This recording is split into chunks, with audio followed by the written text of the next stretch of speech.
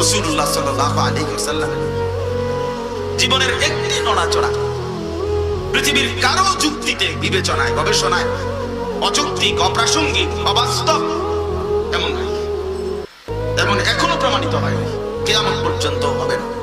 তাহলে প্রত্যেকটা মানুষই নিজেকে সুন্দরভাবে পেশ করতে চায়। সৌন্দর্যের প্রতি প্রত্যেক মানুষের স্বভাবজাত আকর্ষণ আছে। মানুষ নিজেকে সুন্দরভাবে পেশ করতে চায়, চুল আশ্রয় রাখে, মুখের মধ্যে তেল দেয়, পারফিউম দেয়, কাপড় চোপড় পরিষ্কার পরিচ্ছন্ন রাখতে পছন্দ করে। তাইলে পরিচ্ছন্নতা, পবিত্রতা, সৌন্দর্য মানুষের স্বভাবজাত একটা অভ্যাস। মানুষ স্বভাবগতভাবেই সুস্থ মানুষ, স্বাভাবিক মানুষ, পরিচ্ছন্ন, পরিষ্কার, পবিত্র, সৌন্দর্য প্রিয়। প্রতিটা মানুষ সুস্থ মানুষ যে, স্বাভাবিক মানুষ যে। অতএব সৌন্দর্যের প্রতি মানুষের যেহেতু চির আকর্ষণই আছে, তো সেই ক্ষেত্রে রাসূলুল্লাহ সাল্লাল্লাহু আলাইহি ওয়াসাল্লামের সৌন্দর্য, শ্রেষ্ঠত্ব নিঃসন্দেহে, সন্দেহাতীতভাবে হাজার বছরের চাইতে বেশি থেকে এটাই প্রমাণিত।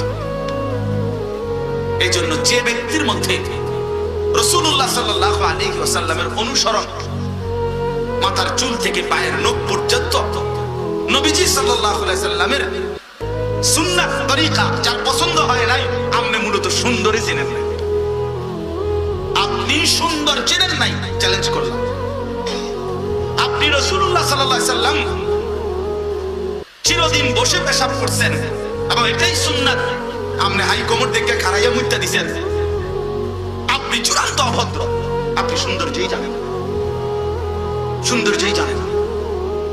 রাসূলুল্লাহ সাল্লাল্লাহু আলাইহি ওয়াসাল্লাম সুস্থ, স্বাভাবিক রুচি, মানুষের ফিতরাত, মানুষের সৃষ্টিগত কতগুলো রুচি যে মানুষ মাত্রই সৃষ্টিগতভাবে, জন্মগতভাবে এই জিনিসগুলো মানুষের মধ্যে থাকা যায়, এটা তার স্বভাবজাত রুচি।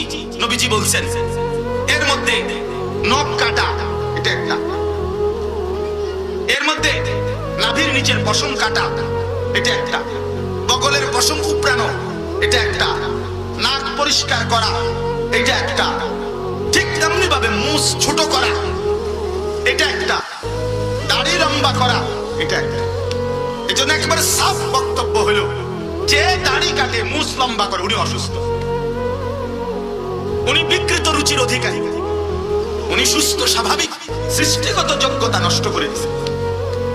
ফিতরাত আশারু মিনাল ফিতরাত।